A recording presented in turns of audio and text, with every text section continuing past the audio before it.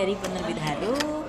Hari ini kayaknya ini kayak video pertama kami mau ngomongin tentang sebuah buku yang kami terbitkan. Nah, kali ini kami akan membicarakan buku Hyouka yang ke 1-4 sebenarnya. Nah, di sebelahku ini ada Kak Andri Setiawan. Kak Andri Setiawan adalah, boleh dijelaskan sendiri di sini di buku Hyouka sebagai apa? Di buku Hyouka aku sebagai ada dua, kayaknya ada yang penerjemah, ada yang sebagai pemeriksa bahasa juga. Jadi ya, jadi dua itu di Hyouka. Oke, penerjemah dan pemeriksa bahasa ya. Kalau ada yang belum tahu, sebenarnya Kak Andri ini berhubung tadi dibilang memang penerjemah, memang yang biasanya editor akuisisi untuk buku-buku Jepang ini adalah Kak Andri. Jadi dia yang memulai memilih nih buku Jepang yang akan diterbitkan sama Haru itu yang pengennya yang seperti apa. Kita akan lanjut ke buku Hyouka. Nah, buku Hyouka ini boleh dijelasin sedikit nggak sih Hyouka ini apa sih sebenarnya? Jadi Hyouka ini ceritanya tentang misteri sehari-hari. Jadi intinya sih misteri sehari-hari yang dialami oleh satu klub di SMA yang namanya Klub Sastra Klasik. Jadi mereka itu mengalami kejadian-kejadian aneh yang mungkin nggak akan kelihatan sebagai sebuah misteri, tapi berhubung ada satu anak yang sifatnya itu penasaran banget, dia selalu bisa menemukan misteri di tempat yang nggak ada misterinya. Jadi dia merasakan misteri itu. Oh, jadi ini lebih ke buku untuk remaja ya? Buku untuk remaja, benar. Oke. Hyouka ini sendiri terbit tahun berapa sih di Haru? Hyouka sendiri terbit kayaknya 2 tahun yang lalu deh. 2 tahun yang lalu. 2017 kayaknya, kalau nggak salah ya. Nah, Haru sendiri kenapa sih akhirnya memilih buku ini untuk diterbitkan? Nah, jadi sebenarnya Hyouka ini pertama direkomendasikan oleh seorang pembaca, lebih tepatnya kalau mungkin kalian tahu Kak Orizuka, nah dia itu suka banget sama anime Hyouka ini. Mungkin kalau kalian pernah baca Momiji, di Momiji itu pernah disebut nama Chitanda Eru kalau nggak salah. Iya. Nah itu Iya, benar, dari Hyouka ini. Jadi Kak Orizuka itu dia suka banget sama Hyouka animenya, makanya dia menyarankan novel Hyouka untuk diterbitkan gitu. Oh, berarti novel ini itu awalnya dari anime gitu ya? Dari anime. Kebalik. Nah, makanya. Kebalik. Nah, gimana? Hyouka itu asalnya dari buku. Nah, dari buku ini baru kemudian diangkat jadi anime. Setelah jadi anime jadi live action gitu. Oke, jadi awalnya dari buku dulu asalnya ya. dari buku dulu. Jadi sambil makan boleh nggak sih? Oh iya. Kita ini di sini lagi di Solbing Cafe yang ada di Korea. Jadi kami berdua sambil makan. Terus ini agak netes-netes tadi, tapi udah. Silahkan sambil dimakan. Terus sambil makan sambil lanjut ya. Di Jepang sendiri ini seterkenal apa sih buku Hyouka ini? Ya sampai dibikin anime dan live action udah pasti terkenal banget dong. Oh, kalau di Jepang gitu ya, kalau udah ada anime live action sangat terkenal ya. Dengar itu yang udah diterbitin Haru itu sampai yang diterbitkan Haru sampai buku keempat. Sampai buku keempat. Benar. Nah, tadi kan udah dijelasin sedikit nih buku Hyouka itu penjelasannya tentang apa, tentang tadi kan. Nah, buku keempat ini berarti lanjutan dari buku 1-3 ya? Buku keempat ini sebenarnya dibilang lanjutan juga nggak bisa karena meskipun buku 1-3 dia berkelanjutan terus. Nah, yang buku keempat sambil makan ya.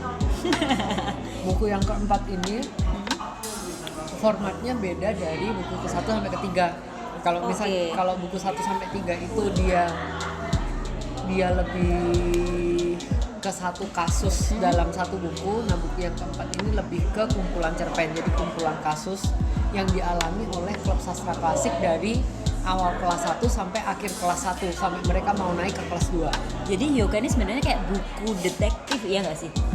Dibilang buku detektif bisa, tapi misterinya bukan misteri pembunuhan atau pencurian, itu mereka lebih ke misteri sehari-hari sederhana. Oke. Nah, tadi kan udah dibilang kalau ada animenya ya. Kok makan terus sih? Aku juga pengen sambil makan ya kalau gitu ya. Soalnya kayaknya enak banget nih makanannya. Jadi tadi kan dibilang kalau ada ada animenya. Nah, sejauh mana sih biasanya kalau dari buku diadaptasi kan pasti ada sesuatu yang berbeda nih. Nah, sejauh mana kesamaan sama perbedaannya? Yang pertama sih bukunya diambil dari sudut pandang orang pertama. Jadi kalau misalnya kalian anime lihatnya dari sudut pandang orang ketiga, pasti nggak akan tahu bagaimana isi hati si para tokoh. Nah, di bukunya ini kan bakal bisa mengerti isi hati tokohnya gitu.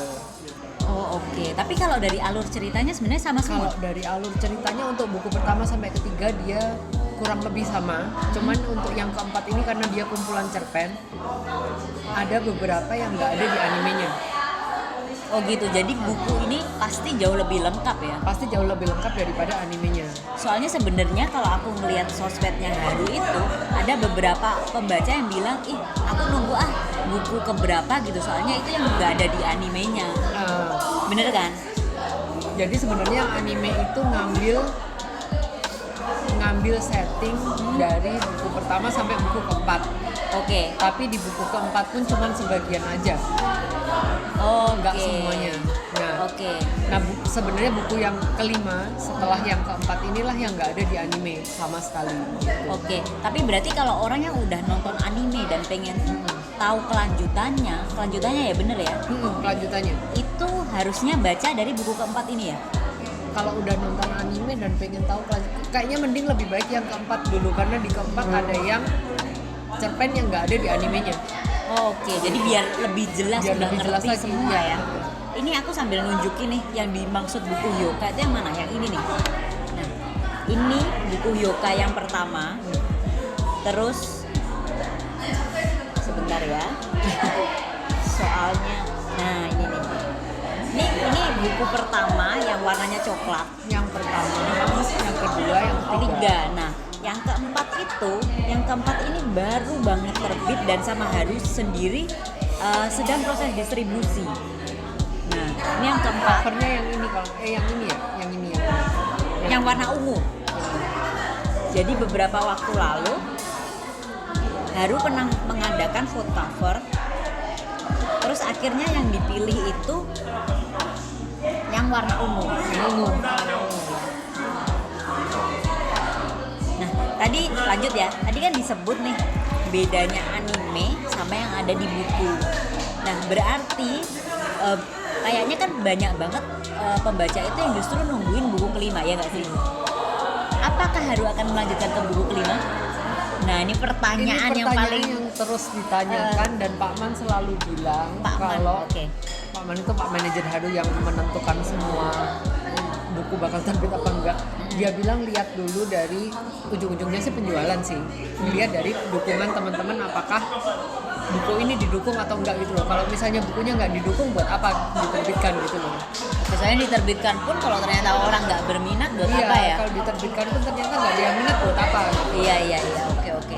Jadi kalau dari Haru sendiri pengennya sih pasti akan nerbitin. Soalnya kalau misalnya putus di tengah-tengah itu kan kayaknya nggak enak gitu loh. Iya, memang. Nah cuma ya itu tadi kita tunggu dukungan dari teman-teman supaya buku ini bisa terbit berkelanjutan. Oke, sambil nunggu dari itu boleh nggak cerita sekarang itu Kak Andri sendiri udah nerjemahin belum sih buku kelima? Sebenarnya masih belum ada pulsa dari Pak Man, tapi sembunyi-sembunyi aku nggak bilang-bilang. Sebenarnya sudah nerjemahin buku kelima, udah selesai sebenarnya. Udah benar-benar selesai diterjemahin. Udah benar-benar selesai dan tinggal tunggu dari Pak Man aja ngeklirin copyrightnya. Nah, kalau misalnya copyright udah terbit, dan bulan depan aja pun bisa terbit gitu loh. Yakin loh ya udah selesai. Berarti bulan ya, depan. Sudah cover selesai. Berarti udah siap juga dong. Cover sebulan bisa lah ya. Oke, cover desainernya Kak Cynthia Yaneta ditantangin 1 bulan selesai ngerjain cover. Bulan bisa lah ya cover. Layout dan segala macam bisa ya. Bisa ya. Oke, jadi selain itu jadi ini tuh sebenarnya lagi nunggu jumlah penjualan tuh berapa sih diterima atau enggak ya kan. Selain itu gimana? Kan lagi udah ngerjain yang buku kelima nih. Selain ngerjain buku kelima, kemarin kayaknya lihat dari story-nya atau Instagram-nya Kak Andri kan bilang lagi mengerjakan naskah lain dari penulis ini, Oh, iya. Yonezawa Sensei. Sensei. Oke, susah namanya, belum apal-apal. Oke. Jadi sementara menunggu apakah buku kelima bakal terbit apa enggak, sebenarnya ada satu buku yang Semoga terbit ya. yang lagi dikerjain. Nah, sebenarnya buku ini adalah buku yang seharusnya jadi bagian dari Hyoka. Seharusnya jadi buku ketiganya Hyoka. Tuh, maksudnya gimana? Nah, buku ketiga Hyoka kan udah terbit tuh. Jadi sebelum nulis buku ketiga Hyoka yang ini, yang warna kuning ini, Yonezawa Sensei itu nulis satu buku yang sebenarnya bakal jadi buku ketiganya Hyoka dan jadi buku terakhir. Tapi pada saat itu lanjut dulu, kayaknya banyak bingung. label dari penerbitnya tutup, makanya nggak bisa dilanjutkan. Maksudnya penerbitnya memang nggak berniat untuk bikin itu lagi gitu Iya, ya? labelnya tutup. Jadi untuk label yang menerbitkan, jadi kalau misalnya di Haru ya jilidnya tutup, jilidnya udah nggak menerbitkan buku lagi. Gitu. Saat itu tutup, naskah ini kan jadi Terombang-ambing gitu. terombang-ambing, nggak Iya. ada kepastiannya. Nah, berhubung nggak ada kepastiannya, tiba-tiba ada kontak dari penerbit lain, ditanyain lah, ada nggak naskah? Terus si penerbitnya bilang sebenarnya ada naskah, tapi bagian dari Hyoka, seharusnya jadi buku ketiga. Nah, si editornya ini menyarankan supaya diubah, Iya. supaya bisa jadi sebuah buku yang baru. Oke. Nah, buku itu akhirnya lah yang terbit. Judulnya apa nih? Judulnya Goodbye Fairy. Loh, berarti sebenarnya, tapi kan buku Hyoka 3 kan akhirnya terbit tuh. Terus setelah itu ada Hyoka 4, berarti si penerbit yang asli itu akhirnya membuka kembali. Akhirnya bangkit lagi. Oh, Akhirnya bangkit dari kematian dan bisa Oke. menerbitkan dan bisa melanjutkan bukunya lagi. Kalau gitu ya, berarti buku yang Goodbye Fairy ini wajib banget dong dibaca sama pembaca Bener Hyoka. banget. Kalau kalian suka banget sama Hyoka, pas kalian baca Goodbye Fairy pasti akan kelihatan nih sebenarnya tokoh ini yang siapa, tokoh ini yang siapa, tokoh siapa yang tokoh tambahan itu pasti kelihatan. Oh, ini banget. soalnya nama-namanya dibedain ya. Nama-namanya berubah banget, semuanya berubah, karakternya berubah semua. Yang aku bingung nih, buku Hyoka itu kan seri ya. Kalau tiba-tiba ada satu bagian yang terus nggak jadi terbit terus pindah ke penerbit lain, kok bisa tetap nyambung sih? Penulisnya yang pinter deh kayaknya. Oh iya ya, oh gitu ya. Oh, Penulisnya jadi yang makin pinter. penasaran karena sebenarnya aku sendiri belum baca tuntas si Hyoka ini. Cuma memang kayak penasaran banget karena banyak banget yang bilang ini bagus. Terus pas awal tuh sebenarnya aku mikirnya itu buku Hyoka itu adalah buku sastra. Entah kenapa aku mikir begitu. Bagi yang kayak aku yang nggak terlalu ngerti anime kayak gitu, entah kenapa Hyoka itu sejenis kayak sastra gitu ya. Itu kayaknya pemikiran Mungkin sendiri. karena judulnya kali. Iya. Oke, berarti buku Goodbye Fairy ini, kalau Goodbye Fairy ini akan terbit atau enggak? Goodbye Fairy sih udah pasti akan terbit. Wah, udah pasti Cuman nih, udah kapannya pasti. yang masih belum tahu, jadi masih tunggu jadwal terbitnya. Jadi masih belum tahu kapan. Apakah dalam tahun ini? Tolong dikasih. Kayaknya enggak dalam tahun ini. Mungkin awal-awal tahun depan. Tahun depan masih awal-awal sih. Lah, tahun ini masih 6 bulan lagi. Lama dong berarti kalau sampai tahun Masih depan. banyak antriannya. Oh gitu. Bakal banyak Oke. jilid yang lain yang bakal Nah. menarik. Jadi sampai nggak kerasa 6 bulan menunggu itu. Oh gitu ya. Tapi kalau menurut Kak Andri sendiri ya, buku lebih bagus Hyoka 5 atau si Goodbye Fairy ini? Tergantung kesukaan masing-masing sih. Karena yang Goodbye Fairy ini selain berubah tokoh-tokohnya, suasananya pun juga berubah. Misalnya kalau Hyoka dia lebih ceria, Oke. lebih dibaca tuh bisa nyantai gitu. Oke, Nah, oke. yang Goodbye Fairy ini dia sedikit lebih berat karena temanya pun sedikit lebih berat daripada Hyoka yang biasanya. Meskipun masih seputar misteri sehari-hari. Kalau gitu, kalau misalnya dua ini terbit bersamaan atau misalnya udah terbit agak lama dan pembaca ini lagi bingung nih setelah baca Hyoka 4, apakah lebih baik membaca si Goodbye Fairy atau lanjut ke Hyoka 5? Tergantung penasaran yang mana. Oh, karena itu nggak nyambung. nggak nyambung. Nggak Karena nyambung. nggak nyambung sama sekali. Kalau misalnya kalian penasaran sama sebenarnya Hyoka ketiga itu ceritanya seharusnya gimana sih, nah berarti harus baca Goodbye Fairy. Oh gitu. Karena kan- Tapi nggak mungkin kalau udah baca itu ada spoiler Enggak, ada gitu. sama sekali enggak ada. Kalau belum baca 1, 2, 3, maksudnya kelompok Hyoka belum baca nih, tiba-tiba kita baca Goodbye Fairy, oke nggak? Oke aja, karena Oke nggak ada aja. hubungannya. Oke. Jadi kalau misalnya kalian penasaran nih, cuma kalian kayak ragu kok yoga banyak banget sih, coba bisa dimulai dari Goodbye Fairy, ya nggak sih? Cuman perlu diperhatikan bahwa Goodbye Fairy itu sedikit lebih berat daripada Hyoka. Oh, oke. Gitu aja sih. Oke. Kalau begitu, kita mau bahas apa lagi nih tentang yoga? Apa sih bagian menarik waktu menerjemahkan yoga itu apa? Hyoka sebenarnya meskipun temanya ringan, tapi Yonezawa Sensei itu suka banget pakai kata-kata kiasan dan apa ya, peribahasa yang khas Jepang banget gitu loh. Jadi itu yang sedikit susah waktu nerjemahin, dan saat ngerti maksudnya ya senengnya di situ, cuman nggak tahu cara nyampaikannya gimana. Maksudnya saat ngerti seneng terus harus putar otak supaya bisa supaya bisa sesuai. cocok, supaya bisa sesuai, bisa disampaikan gitu loh. Ada contoh nggak? Ingat nggak satu contoh? Satu contoh apa ya? Kalau nggak inget nggak boleh makan esnya lagi. Coba. Kayaknya pernah upload di Instagram.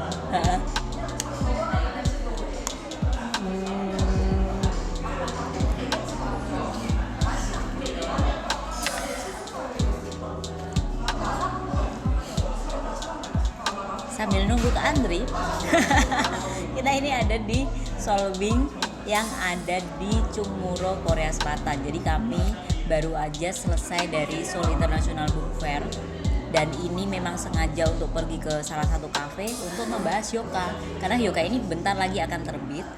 Dan sambil kalian biar kalian lebih penasaran, kita pengen infoin tadi tuh yang apa namanya bakal ada buku Goodbye Fairy ini. Gitu ceritanya. Aku inget yang di Hyoka 4 ini ada satu yang bilang saat kita ketakutan ngelihat hantu, pas dilihat bener-bener ternyata cuman ilalang layu. Jadi kadang kita ketakutan sendiri gitu ya? Enggak, kadang kita terpana sama sesuatu, wah barang ini bagus ya, Iya. atau barang ini pokoknya sesuatu yang berlebihan lah, entah itu bagus, entah itu cantik, entah itu ngeri, entah itu takut, tapi ternyata begitu didekati dan diikat mati, ternyata cuman ilalang layu, sesuatu yang nggak berguna, sesuatu yang ya elah cuman gini doang gitu loh. Ya gitu ya. Ini tuh berarti dia banyak Yonezawa Sensei ini banyak kiasan ya, kayak Banyak pakai peribahasa. Dia banyak pakai peribahasa. Nah, tapi makanya di agak susah. Jepang sendiri itu hal yang umum. Yang lumrah. Oh, yang umum. Pasti orang belajar tentang peribahasa itu di sekolah gitu. Oke. Terus setelah itu, aku yang bukan penasaran sih, kayak request. Kak Adri bisa gak sih kasih 1-2 kalimat dalam bahasa Jepang ke pembaca pendengar Haru Media ini, setelah itu sambil ngasih artinya. Apa ya? Ini dari Nggak harus peribahasa, pokoknya ngomong bahasa Jepang aja. Pokoknya pengen tahu kalau Kak Andri ngomong bahasa Jepang itu kayak gimana sih? Gitu sih. ini cuplikan dari Hyoka ya. Oke. Ya udah. Susah ini berarti. Padahal pengennya agak namaku susah. Andri. So, Shinra Bangsho ni nazo o mitsuke no koto naki Hokushin no Moshiko Chitandairu. Artinya, benar, dia adalah Chitandairu, anak yang penuh dengan rasa penasaran yang tidak bisa untuk tidak menemukan berbagai misteri di alam semesta ini. Oke, berat ya itunya. Padahal tadi mikirnya namaku Andri. Aku adalah bla bla bla bla bla. Ternyata yang diambil Dari Hyoka. kutipan dari Hyoka. Dan Hyoka itu biasanya kutipannya susah-susah. Oke. Kalau begitu ada kata terakhir atau kata penutup nggak untuk tentang Hyoka ini untuk pembaca Haru yang udah baca dan yang belum baca? Kata penutup mungkin nggak ada hubungannya sama Hyoka. Oke. Hubungannya sama The Traveling Cat Chronicles yang beberapa waktu lalu diterbitkan oleh Haru. Jadi Traveling Cat Chronicles ini bercerita tentang seekor kucing yang asalnya seekor kucing liar tapi dipungut oleh seorang laki-laki yang sayang banget sama kucing. Oke. Nah, tapi di Indonesia sendiri ada banyak kucing-kucing yang nggak seberuntung si tokoh utama kucing ini. Karena itu Haru bekerja sama dengan Garda Satwa dari SPLC Jakarta. Kalian bisa lihat di Instagramnya masing-masing, bisa ngecek juga di Instagram Haru, untuk mendonasikan 5% dari penjualan cetakan pertama dari The Traveling Cat Chronicles untuk kedua fondasi ini. Jadi infonya semoga bisa muncul di sini ya kakak desainer. Tolong info tadi dimunculkan di sini ya. gitu. Jadi kalau kalian misalnya suka sama kucing atau ingin mendukung hewan-hewan liar yang ada di Indonesia untuk perlindungan hewan-hewan liar, kalian bisa beli buku The Traveling Cat Chronicles. Mungkin sekalian berdonasi, sekalian kalian membaca sebuah buku sastra Jepang yang baik gitu. Ya, bukunya sih memang kalau banyak orang yang baca selalu bilang kalau buku ini tuh sangat mengharu biru. Iya. Oke. Ya udah, daripada kita terlalu banyak malah membahas Traveling Cat Chronicle, mari kita tutup hari ini karena esnya juga masih banyak. Udah mencair. Udah mencair, perlu kita habiskan. Oke. Terima kasih teman-teman semua. Makasih, Bye. Mau nunjukin es ya? Mau nunjukin es. Tolong ditunjukkan esnya dulu.